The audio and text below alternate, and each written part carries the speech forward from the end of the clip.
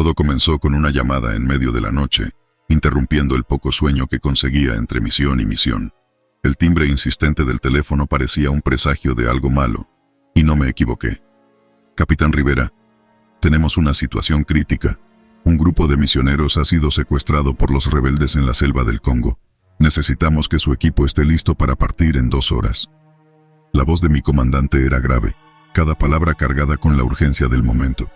Aquel día, el cielo estaba teñido de un gris plomizo, como si presagiara la oscuridad de nuestra misión. Nos dirigimos al corazón de una selva que conocía demasiado bien, un lugar donde cada sombra podría esconder un enemigo y cada ruido podría ser el último que escucharas. El vuelo hasta el punto de inserción fue tenso. Junto a mí, mi equipo de élite, hombres y mujeres forjados en incontables batallas, cada uno con la mirada fija en el vacío, perdidos en sus propios pensamientos. Sabíamos que esta no sería una misión ordinaria. Las vidas de aquellos inocentes pendían de un hilo cada segundo que pasábamos en el aire.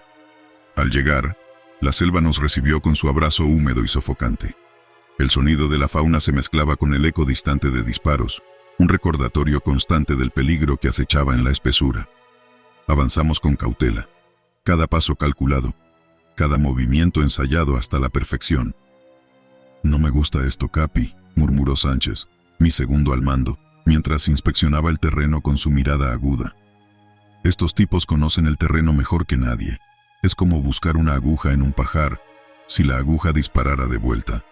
Le di una palmada en el hombro, intentando transmitir alguna seguridad que ni yo sentía. «Vamos a sacarlos de ahí, Sánchez, vivos». La tarde dio paso a la noche, y con ella, la selva se transformó. Los sonidos eran más intensos. Los ojos de pequeños depredadores brillaban en la oscuridad, observando cada uno de nuestros movimientos. Nos comunicábamos con señas, cada uno tan silencioso como la sombra de un fantasma.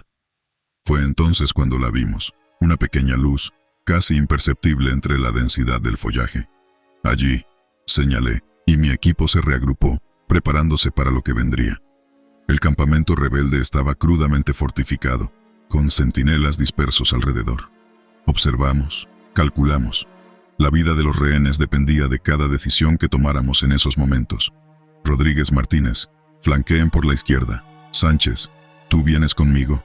El resto, cubran nuestras espaldas. Mis órdenes fueron susurradas, pero cada uno sabía exactamente lo que hacer. El asalto fue un torbellino de caos y precisión.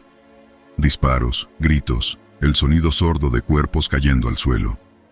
En medio del pandemonium, encontramos a los misioneros, atados y amordazados, pero vivos. Sus ojos, grandes y asustados, reflejaban el terror de días de cautiverio. «Vamos, vamos», grité, mientras cortábamos sus ataduras y los guiábamos fuera del campamento. Cada paso hacia la libertad era una carrera contra el tiempo, cada segundo un regalo precioso. Finalmente, llegamos al punto de extracción, el sonido del helicóptero resonando como la música más dulce que jamás había escuchado. Subimos a bordo, y mientras la selva se alejaba bajo nosotros, permití que el alivio se filtrara por primera vez. Los misioneros lloraban y rezaban, agradecidos por el milagro de su rescate. Miré a mi equipo, cada rostro marcado por el esfuerzo de la marcha, pero con una expresión de satisfacción que solo viene después de cumplir con el deber más arduo. Sánchez, con un corte en la ceja que apenas si parecía molestarle, me dio un golpe suave en el hombro. «Lo hicimos, Capi, lo sacamos». Asentí, sintiendo el peso de cada vida que habíamos tocado esa noche, pero la misión aún no había terminado. Debíamos volver a la base, asegurarnos de que los misioneros recibieran la atención médica necesaria y reportar los detalles del enfrentamiento. La adrenalina empezaba a disiparse, dejando en su lugar el cansancio y las secuelas del combate. Una vez en la base, los médicos tomaron el relevo, cuidando las heridas físicas de los rescatados. Nosotros, por otro lado, debíamos enfrentar las nuestras, aquellas que no siempre son visibles a simple vista. Las debriefings con los oficiales de inteligencia se sucedieron una tras otra, cada pregunta una excavación más en los recuerdos frescos de la selva. «Capitán Rivera, ¿hubo algún momento en que sintió que la misión podía fallar?», preguntó un oficial con una libreta en mano. Miré a mis compañeros, recordando cada rostro en la oscuridad, cada decisión tomada con la esperanza y el temor entrelazados. «Siempre hay un momento», respondí con sinceridad. Pero confío en mi equipo. Sabemos que cada misión podría ser la última, y eso nos une más que nada. Los días siguientes fueron un borrón de informes, reuniones y ceremonias breves. Los misioneros fueron enviados a sus países de origen, cada uno llevándose una parte de esa selva oscura en su corazón, al igual que nosotros. Las noticias cubrieron el rescate brevemente, un segmento entre tantos otros, pero para nosotros, los detalles permanecerían siempre vívidos, cada sonido y sombra grabados en nuestra memoria. Eventualmente, la rutina se reanudó. Entrenamientos, preparaciones para la próxima misión, la vida en la base con sus pequeñas cotidianidades. Pero en las noches, cuando el mundo parecía silencioso y lejano, mi mente volvía a la selva. Podía escuchar el murmullo de las hojas, el distante llamado de un ave nocturna, el susurro de la lluvia sobre el dosel. Esos momentos me recordaban por qué hacíamos lo que hacíamos, no por las medallas o los titulares, sino por la posibilidad de tender una mano en los lugares más oscuros, de llevar luz a las sombras más profundas. Cada rescate, cada misión, nos cambiaba, nos moldeaba en algo más que soldados. Éramos guardianes, protectores en el caos. Mirando hacia atrás, sé que cada elección nos llevó exactamente a donde debíamos estar, en aquel momento, en aquella selva. Y aunque el futuro era incierto, una cosa permanecía clara. Siempre habría una llamada en la noche, y siempre responderíamos. Porque en el silencio entre cada batalla, en el eco de cada disparo, encontrábamos nuestra razón de ser. No solo estábamos salvando vidas, estábamos descubriendo la profundidad de nuestra propia humanidad. Así, entre los recuerdos y las sombras, entre la realidad y los sueños, seguimos adelante. Porque al final, lo que nos define no es cómo empezamos la historia, sino cómo decidimos llenar las páginas que nos quedan. El sudor me corría por la frente mientras me acurrucaba detrás de la deteriorada pared de lo que alguna vez fue una escuela en la ciudad de Mosul. El polvo y el olor a pólvora se mezclaban en el aire caliente, creando una atmósfera casi irrespirable. Era el tercer día de una ofensiva que se suponía iba a ser rápida, pero nada en la guerra es predecible. Era de noche, aunque el cielo estaba iluminado por las llamas y las explosiones que resonaban a lo lejos. A mi lado, Martínez cargaba su rifle, mirando a través de la ventana rota, intentando descifrar sombras en la oscuridad. ¿Crees que pasarán la noche, sargento?, preguntó con una voz que denotaba más curiosidad que miedo. Espero que sí, soldado. Tenemos que mantener la posición hasta el amanecer, respondí, aunque en mi mente dudaba de cada decisión tomada hasta ahora. De repente un ruido sutil, casi ahogado por el lejano estruendo de los morteros, captó nuestra atención. Pasos. Alguien se acercaba. Señalé a Martínez para que se preparara, y ambos apuntamos hacia la pequeña entrada que aún colgaba de sus bisagras. «Identifíquese», grité con la voz lo más firme que pude. Los pasos se detuvieron. Un momento de silencio. Luego, una voz temblorosa respondió: «Por favor, no disparen. Somos civiles». Mi corazón se aceleró. Civiles. No estábamos preparados para esto. Con un gesto de mano, bajé el arma y me asomé con precaución. Delante de nosotros, una mujer con un niño en brazos y dos adolescentes a su lado se mostraron bajo la tenue luz de la luna. Estaban sucios, asustados y claramente exhaustos. «Estamos buscando refugio», explicó la mujer, su voz cargada de desesperación. «Por favor, ayúdenos». Miré a Martínez, buscando alguna objeción, pero encontré en sus ojos la misma duda que me consumía. Nuestra misión era clara: mantener la posición y asegurar la zona. Pero, ¿cómo podríamos ignorar a aquellos que necesitaban ayuda justamente a causa del conflicto que estábamos luchando? «Está bien, entren rápido», dije finalmente, apartándome para dejarlos pasar. La familia se apresuró dentro, mirando a su alrededor con temor pero con un vislumbre de alivio. Una vez adentro, la mujer me contó su historia. Vivían a unas pocas calles de distancia, y su hogar había sido destruido en un bombardeo reciente. «Solo queremos sobrevivir a esto», susurró, abrazando a su hijo más fuerte. «Pasamos la noche en vela, alternando guardias mientras la familia descansaba en un rincón del edificio.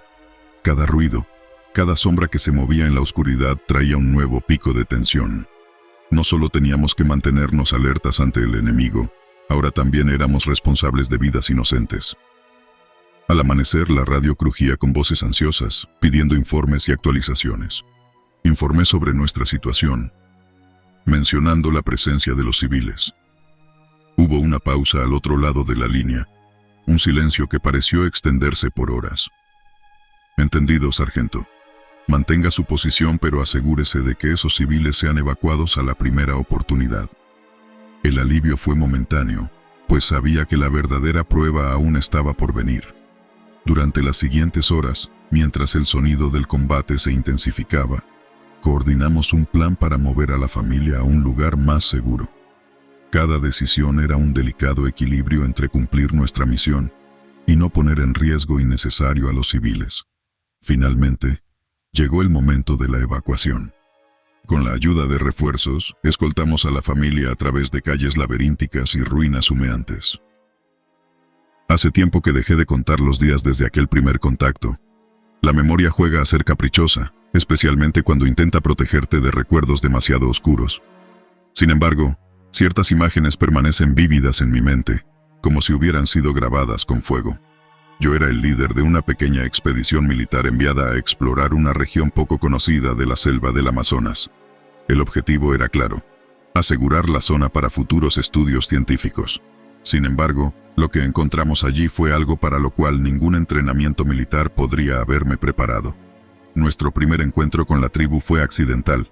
Estábamos siguiendo un río que serpenteaba a través de la densa vegetación cuando los vimos, figuras apenas visibles entre la espesura, moviéndose con una gracia que solo puede desarrollarse tras generaciones viviendo en perfecta simbiosis con el entorno natural. Al principio, pensé que huirían, pero se acercaron con curiosidad, aunque con una cautela palpable. Sus adornos eran simples pero significativos, y sus ojos reflejaban una mezcla de sabiduría y cautela. «Hola, venimos en paz», les dije en español, dudando de que pudieran entenderme. Sorprendentemente, uno de ellos, un anciano con el rostro surcado por arrugas profundas, respondió en un español rudimentario: «Paz, sí, venir con nosotros». Nos guiaron a su aldea, un conjunto de estructuras que parecían una extensión natural de la selva misma. Allí, fuimos recibidos con una mezcla de hospitalidad y reserva. Nos ofrecieron una bebida a base de plantas y nos invitaron a sentarnos en círculo. El anciano, que hablaba algo de español, se presentó como Aruka. Explicó que raramente veían forasteros y que la selva era un lugar sagrado, lleno de espíritus y fuerzas antiguas. Luego, su tono se tornó grave. «Pero también hay oscuridad aquí», dijo mirándonos fijamente a cada uno. «Un mal antiguo, dormido en lo profundo de la selva. No deben despertarlo». Mis hombres intercambiaron miradas nerviosas. Era evidente que las palabras del anciano les causaban inquietud, aunque ninguno quería admitirlo. «¿Qué tipo de mal?», pregunté, movido por una mezcla de escepticismo y un inquietante presentimiento. Aruka cerró los ojos, como si recopilar los detalles le causara dolor. «Es una entidad antigua, una devoradora de almas. Nuestros antepasados la encerraron en un lugar oculto, marcado por piedras negras. Ningún miembro de nuestra tribu se acerca a ese lugar. Es tabú». La tentación de explorar y documentar el sitio fue inmediata entre mis hombres, pero algo en la advertencia de Aruka me hizo vacilar. Esa noche, discutimos nuestras opciones. La mayoría estaba a favor de seguir el protocolo, asegurar la zona y evitar cualquier alteración.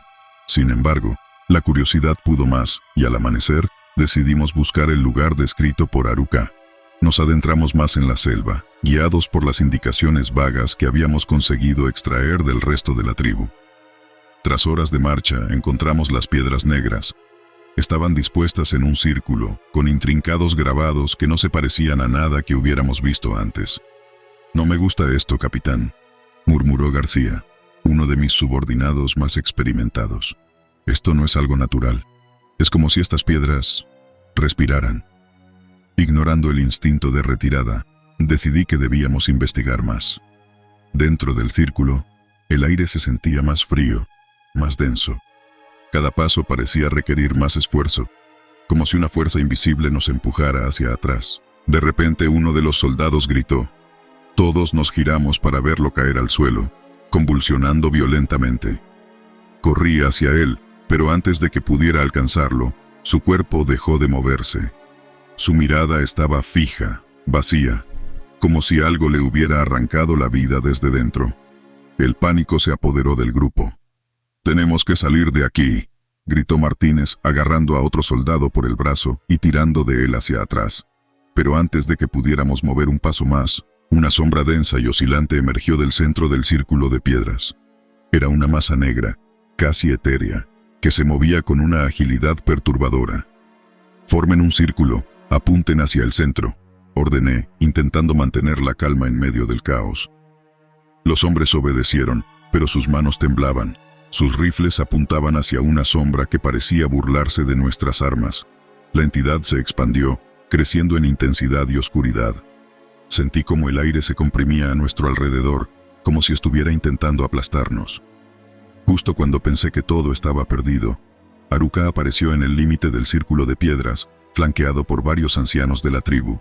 «Deben dejar este lugar», gritó el anciano, avanzando hacia la entidad con un objeto en la mano que despedía un brillo tenue. Era una especie de amuleto, tallado con los mismos símbolos que las piedras.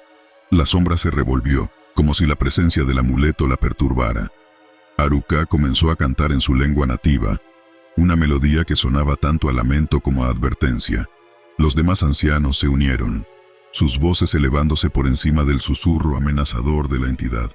Poco a poco, la sombra comenzó a disminuir, replegándose como si el canto y el amuleto la quemaran.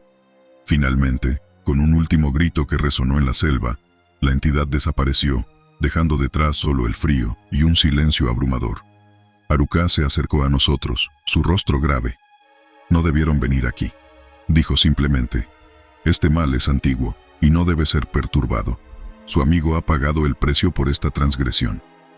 Nos guiaron de vuelta a la aldea, donde el cuerpo de nuestro compañero fue preparado para el viaje de regreso. La tribu ofreció rituales de purificación para nosotros, intentando limpiar el oscuro toque que habíamos experimentado. Aceptamos, no por creencia, sino por un profundo sentido de necesidad de deshacernos de la pesadez que nos oprimía el pecho. Cuando finalmente dejamos la selva, el silencio entre nosotros era palpable. Nadie quería hablar de lo que había sucedido. Lo reportamos como un encuentro con fuerzas hostiles no identificadas, sabiendo que la verdad era algo que ni nosotros mismos entendíamos completamente. Regresé a mi hogar semanas después, pero la paz que esperaba encontrarme eludía. Cada sombra en la esquina de mi habitación me recordaba a la entidad. Cada susurro del viento me traía ecos del canto de Haruka. Aprendí que hay lugares en este mundo que están más allá de nuestra comprensión y control, y que hay líneas que nunca deberían cruzarse. A veces, en las noches más oscuras, cuando el viento mueve las hojas fuera de mi ventana, puedo escuchar un susurro, un lamento distante. Y sé que, aunque he dejado la selva atrás, ella nunca me dejará completamente. Todo comenzó con la llovizna que no cesaba y el cielo encapotado que nos recibió a nuestra llegada. Al principio parecía una misión más en la espesa jungla de Sudamérica, una más de las muchas que habíamos enfrentado como parte de nuestras tareas militares. Pero nada nos había preparado para lo que encontraríamos. Era un día típicamente húmedo, y la selva parecía devorar cada sonido, excepto el constante goteo de la lluvia sobre las hojas. Mi escuadrón, compuesto por 5 hombres robustos y aguerridos, se adentró en la vegetación con el objetivo de reconocer una zona reportada como base de operaciones de un grupo rebelde. «¿Crees que estos tipos realmente estén aquí, sargento?», preguntó Harris, mientras aseguraba su mochila sobre los hombros. «No bajes la guardia. Los informes indican mucha actividad en esta área las últimas semanas», respondí, ajustando el radio en mi cinturón. No avanzamos mucho cuando nos dimos cuenta de que estábamos rodeados. Decenas de hombres armados surgieron de entre los árboles como fantasmas. Antes de que pudiéramos reaccionar, nos habían capturado. Me golpearon en la cabeza y todo se volvió negro. Desperté atado en una estructura de madera, con las muñecas doloridas y la cabeza palpitante. Frente a mí, un hombre de mirada intensa y barba descuidada nos observaba con curiosidad. Era él, el líder rebelde del que tanto habíamos oído, conocido por su carisma y crueldad a partes iguales. «¿Quiénes son ustedes realmente y qué buscan aquí?». Su voz era calmada, pero firme. Intenté responder, pero la confusión y el miedo entorpecían mis palabras. Durante los días siguientes, ese hombre, a quien llamaban el comandante, se sentaba con nosotros, Hablaba de sus ideales y criticaba todo lo que representábamos. Algunos de mis hombres comenzaron a escucharlo, a nodar durante sus discursos. Habían pasado semanas desde nuestra captura. La línea entre enemigo y aliado comenzaba a difuminarse. Harris, quien una vez fue el más escéptico, ahora parecía fascinado con el comandante. «Está cambiando todo lo que pensaba, sargento», me confesó una tarde, mirando hacia la densa selva como buscando respuestas entre los árboles. «No te dejes llevar, Harris. Recuerda quiénes somos y qué juramos proteger», le advertí, aunque en el fondo, la influencia del líder rebelde también empezaba a infiltrarse en mis pensamientos. La lealtad de mis hombres estaba fracturada, y sabía que, si no actuábamos pronto, la situación podría volverse irreversible. Una noche, mientras el comandante celebraba algún tipo de victoria con sus seguidores, susurré a mis hombres restantes un plan para escapar. «Es ahora o nunca», dije, cortando las ataduras de mis muñecas con una pequeña navaja que había logrado esconder. Nos movimos sigilosamente entre las sombras, evitando a los guardias hasta llegar al límite del campamento. Pero justo cuando la libertad parecía posible, Harris vaciló. «No puedo, sargento. Creo que el comandante tiene razón. ¿Y si estamos del lado equivocado de la historia?» Su conflicto interno era palpable, pero no había tiempo para discusiones filosóficas. Con un pesar que aún me atormenta, tuve que dejarlo atrás. Con el corazón apesadumbrado y la adrenalina surcando mi cuerpo, continué la escapada con los que quedaban. La jungla nunca había sido tan amenazante como esa noche, con cada ruido magnificado por el miedo y la desesperación. Después de horas de un agotador escape, finalmente encontramos un puesto de avanzada amigo, donde nos recibieron con asombro y alivio. Nuestros rostros demacrados y cuerpos exhaustos hablaron más que 1000 palabras. Reportamos la situación, incluida la difícil decisión de dejar atrás a Harris, y pronto se organizó una misión de rescate, aunque con pocas esperanzas de éxito dada la complejidad del terreno y la astucia del comandante. De regreso a la base, la vida no volvió a la normalidad para ninguno de nosotros. Los días eran una mezcla de debriefings, sesiones de consejería y largas noches acosadas por pesadillas y recuerdos de la selva. La duda que el comandante había sembrado en nosotros creció en silencio, alimentando discusiones y desacuerdos entre el equipo. Una tarde, recibí la llamada que había estado temiendo, pero esperando. Habían encontrado a Harris, vivo, pero no intacto. Había sido dejado en una de las rutas conocidas por los patrullajes, casi como si el comandante quisiera que lo encontráramos. Cuando Harris volvió, su mirada había cambiado. Había una nueva profundidad en sus ojos, una mezcla de arrepentimiento y algo insondable que no supe interpretar. Los primeros días fueron difíciles. Evitaba hablar del tiempo después de nuestra separación y se mostraba esquivo con los detalles. Una tarde, decidí enfrentar la situación. Nos sentamos, con la selva todavía resonando en el fondo de nuestras mentes, y hablamos. «Harris, necesito que me digas qué pasó», insistí. Con voz baja, casi un susurro, comenzó a relatar su experiencia tras nuestra separación. El comandante lo había llevado bajo su ala, mostrándole una visión del mundo que desafiaba todo lo que habíamos aprendido y creído. No era solo manipulación, era una reeducación completa. Pensé que podía entenderlo, sargento. Creí que tal vez, en algún rincón de esta locura, había algo de verdad en sus palabras, confesó Harris. La historia de Harris provocó una tormenta en la base. Algunos vieron su regreso y sus palabras como prueba de la manipulación del enemigo. Otros, como yo, comenzamos a cuestionar no solo nuestra misión, sino la justicia de nuestras acciones. Decidí investigar más sobre el comandante y sus ideales. Entre documentos confiscados y testimonios de otros prisioneros liberados, las capas de la verdad se volvían más complejas y contradictorias. La guerra, aprendí de la manera más difícil, nunca es en blanco y negro. Meses después, con la misión oficialmente completada, el escuadrón se disolvió. Cada uno llevó consigo las cicatrices de esos días en la selva y las lecciones aprendidas de manos de un enemigo que no solo nos había combatido, sino que también nos había cambiado. Harris se retiró del servicio activo, buscando paz en un pequeño pueblo alejado del bullicio del mundo, mientras yo decidí dedicar mi vida a la diplomacia, con la esperanza de encontrar soluciones en las palabras antes que en las armas. Y así, mientras escribo estas líneas, con la lluvia golpeando mi ventana, recordando esos días en la densa selva. Me pregunto si alguna vez entenderemos completamente lo que vivimos. Pero una cosa es segura, la selva nos cambió, y quizás, en algún retorcido sentido, para mejor. Desde tiempos inmemoriales, he permanecido aquí, extendiendo mis raíces en lo profundo de la tierra y mis ramas hacia el cielo. He sido testigo del paso de innumerables criaturas, desde las más pequeñas hormigas hasta los más grandes depredadores. Pero recientemente he sentido la llegada de una nueva especie de depredadores, los humanos. Específicamente un grupo de soldados que han venido a invadir mi espacio, a destruir mi paz con sus máquinas y armas. Todo comenzó cuando ellos establecieron su primer campamento. Arrasaron con mis árboles más jóvenes para abrirse camino, sus botas aplastando mis delicadas flores y sus manos cortando mis lianas. Desde el primer momento, supe que no eran simples visitantes, sino una amenaza. «Prepárense, chicos, esta selva es hostil, pero nosotros somos más duros», dijo el comandante, mientras ordenaba a sus hombres que desplegaran sus equipos. Observé y escuché, esperando el momento adecuado para actuar. Una noche, mientras los hombres dormían, decidí comunicarme con ellos.